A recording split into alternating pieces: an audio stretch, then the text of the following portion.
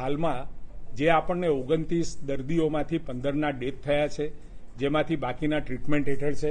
અત્યારે સુધીમાં આપણે પુના મોકલતા હતા, પરંતુ આપણે અહીંયા જીબીઆરસીમાં એ વ્યવસ્થા કરી દીધી છે. એટલે હવે અહીંયા ને અહીંયા આપણને ઝડપથી આનું નિદાન થાય એ પ્રકારની વ્યવસ્થાઓ ઊભી થઈ છે.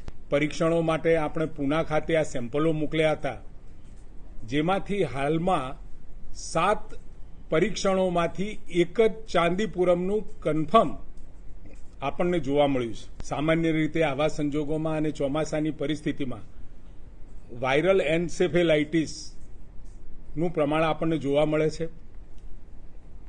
એન્સેફેલાઇટિસ એટલે કે મગજની અંદર તાવ આવવો, મગજમાં સોજો આવવો અને એના કારણે થતા જે વાયરસથી સામાન્ય રીતે 4 થી 5 પ્રકારના આવા રોગો સંભવિત આપણને જોવા મળતા હોય છે.